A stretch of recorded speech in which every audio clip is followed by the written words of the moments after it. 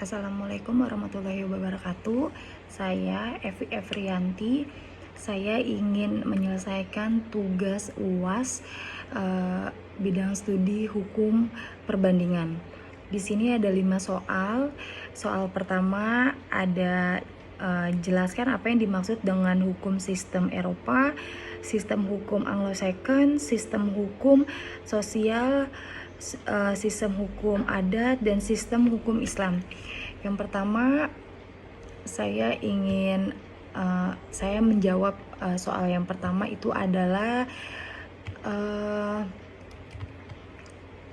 sistem hukum Eropa adalah semua aturan berasal dari kodifikasi hukum yang berlaku di kekalasaran semua aturan berasal dari kodifikasi abad ke-5 sebelum Masehi.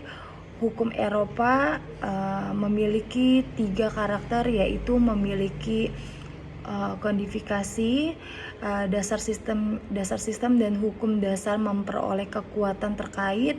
Yang B, hukum tidak terikat pada presiden.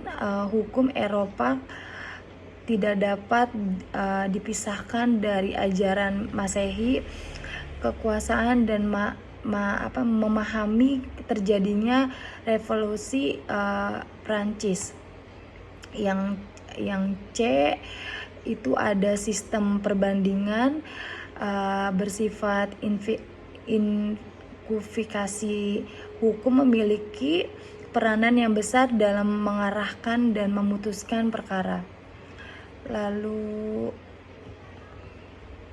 yang B itu sistem hukum Anglo-Saxon adalah suatu hukum yang didasarkan pada jurisprudensi, yaitu keputusan hakim terdahulu yang kemudian terjadi dasar keputusan hakim selanjutnya. Lalu yang C, sistem hukum sosial dalam hukum adalah hukum dari negara-negara yang pemerintahnya secara resmi memandang negara tersebut sebagian sosial atau bergerak dari konvensi menuju sosialisme dan menganggap semua masyarakat komunikasi sebagai tujuan puncaknya.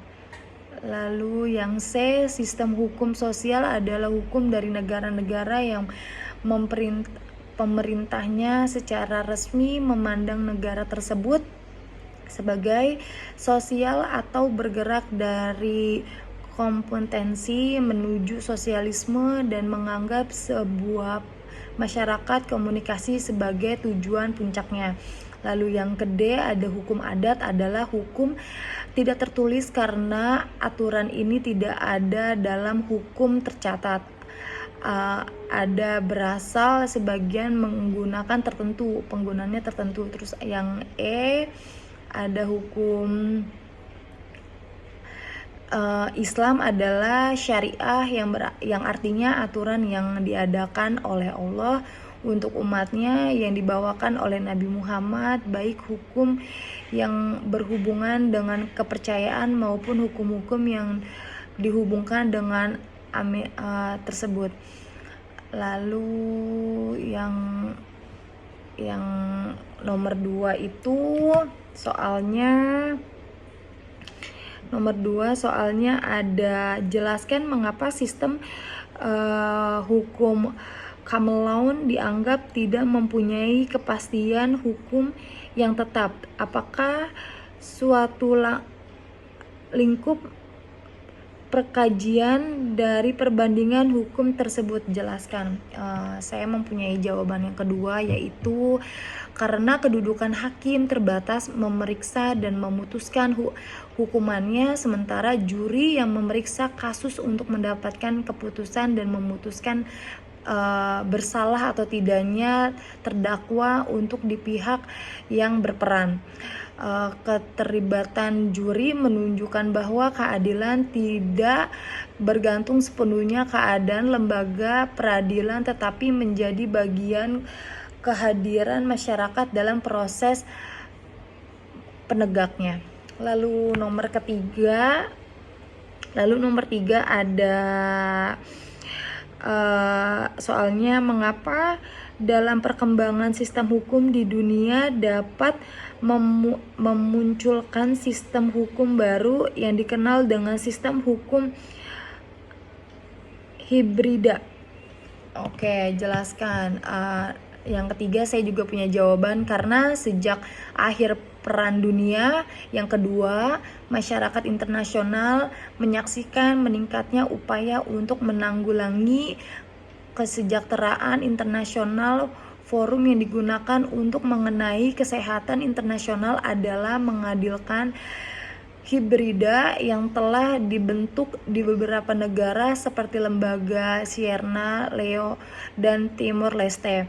Pengadilan rimba tersebut dibentuk dengan latar belakang politik berbeda-beda, tetapi sebagian instruksi membentuknya didasarkan pada instrumen pada ketiga dalam pola membentuk berdasarkan pada instrumen pembentuknya pengadilan rimba di atas perjanjian antara dan terkait dibentuk perjanjian Libra pada suatu negara dan kemudian memperoleh dukungan masyarakat nasional.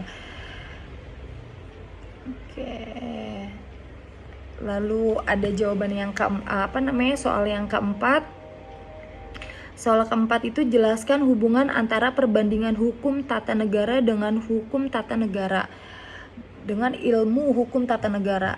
Baik, saya nomor 4 pun menjawab bahwa ilmu hukum negara, perbandingan hukum tata negara memiliki hubungan karena di antara negara suatu dengan negara lainnya memiliki persamaan ataupun perbedaan. Ilmu hukum tata negara memiliki hubungan dalam mempelajarkan ilmu hukum tata negara dengan menganalisa sifat-sifat dan bentuk tata negara dan mana terlibat dari situasi dan kondisi negara yang bersangkutan. Lalu yang nomor 5 itu soalnya ada jelaskan perihal asas street liability yang diberlakukan di Indonesia dan di Inggris. Baik, nomor 5 pun saya sudah menjawab. Jawabannya itu adalah penerapan asas street liability sangat erat dikaitkan dengan ketentuan dan terbatas. Agar lebih jelas hal-hal yang terjadi landasan penerapan sistem tersebut ialah begitu terbatasnya ketentuan mendasarkan penerapan terkaitnya dengan ketentuan-ketentuan yang terbatas. Baik, terima kasih. Saya Evi Afrianti sudah mencoba menganalisa soal-soal UAS yang sudah saya bacakan dan jawaban menganalisa juga saya sudah paparkan. Kurang lebihnya minta maaf kalau kurang jelas atau masih banyak kurangnya. Saya mengucapkan terima kasih. Saya akhiri dengan salam. Assalamualaikum warahmatullahi wabarakatuh.